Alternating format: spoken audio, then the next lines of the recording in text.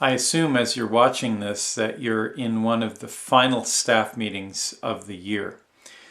The year is almost over and now you're doing the rather challenging work of finishing the year. There's a lot of paperwork at this time of year. I wouldn't be surprised if you're not feeling a little bit tired and overwhelmed at the things that you still have to do before the year ends. And on top of that, it's more than likely that your students are just as anxious as you are for the year to end. Some of you have had difficult classes and difficult assignments this year, and you're feeling particularly tired. In fact, you might even be secretly counting down the hours between now and the time that you will say goodbye to the difficulties that you've experienced. You know, I remember when I was in a classroom full-time, especially after having very difficult years.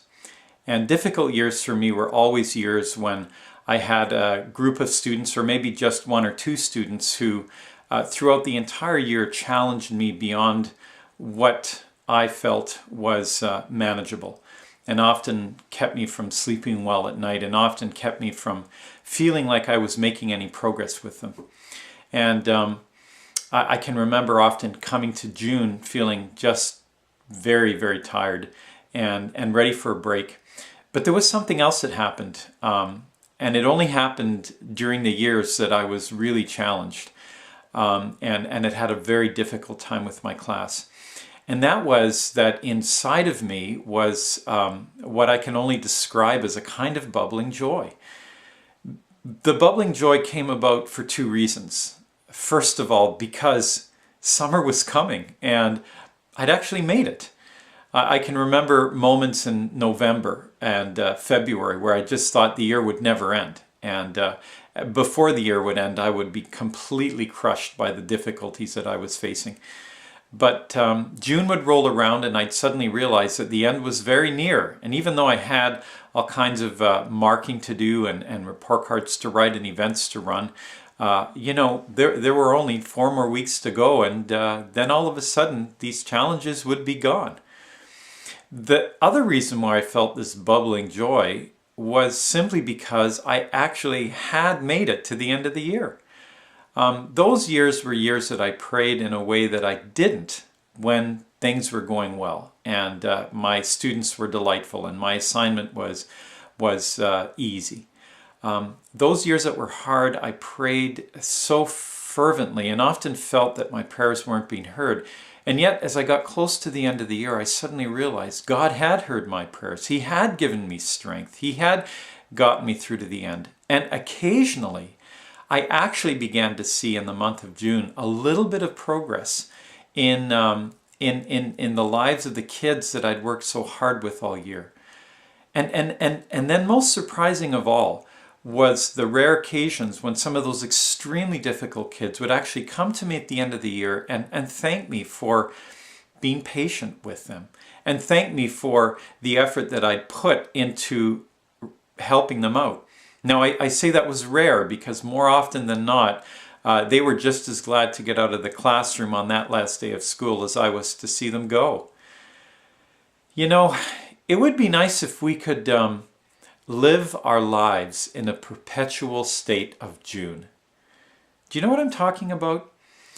You know, all of us are facing something. I don't know what it is. Maybe right now you're in a relatively easy place in life and things are just coming together really well for you. I was talking to a friend a month ago and he was just saying that he's in the best place he's ever been at in life. His career has built to a really nice spot. His family is doing extremely well. His wife, he and his wife are enjoying a wonderful quality of relationship right now, and he's just enjoying that. And maybe that's your reality. But it could also be that you're still in the middle of something very difficult. It might be related to your family. It might be about your career. It might be about a financial prospect, or it might just be that you won't be working next year. And for these reasons, you're struggling these days with a fair amount of anxiety and fear. And maybe for those of you that are in the worst place, there is a circumstance that you're facing that is so big, so dark, so hard, that you're actually beginning to feel like this is the rest of your life and maybe the rest of your existence. There is a dark cloud in your view that is preventing you from seeing any light whatsoever. And if that is where you're at today, I want to challenge you to look at your life the way a teacher looks at their life in June. You see, June is a wonderful month because it is the end of something. The end of something that we have been working toward. And there is a lovely rest, a lovely time of refreshment away from some of the pressures and stresses that have driven us for months. And so it's easier for us to put up with hardship at this time of year in some respects.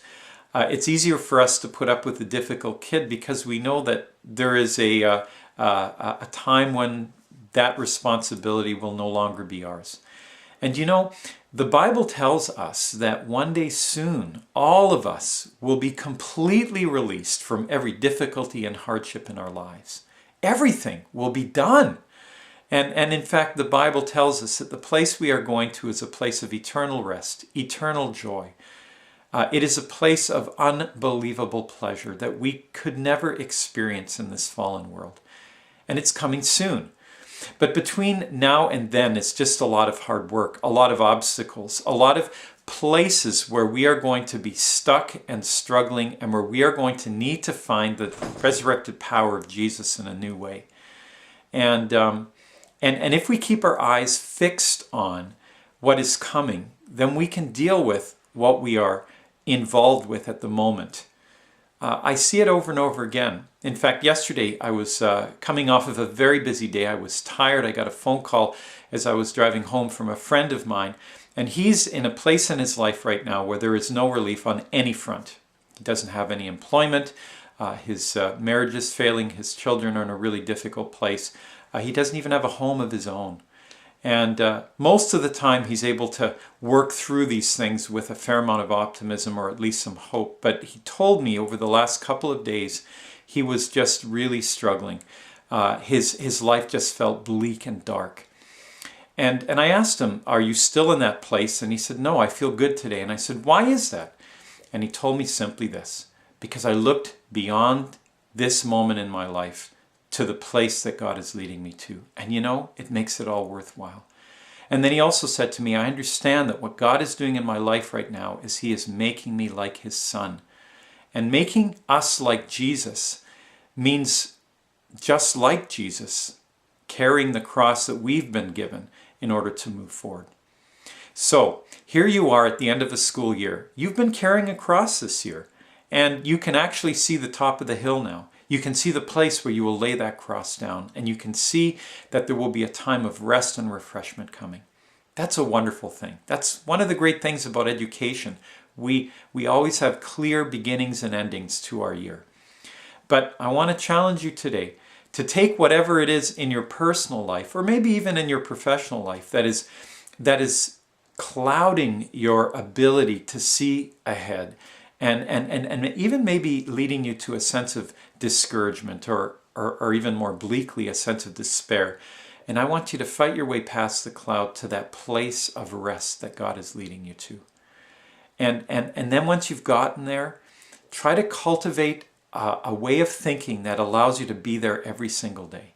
Remind yourself every single day in September, in the new school year, and in November, and in February, and in June, that this is worth the hard work because of what the hard work will lead to, which is an incredible existence in the presence of God for all eternity.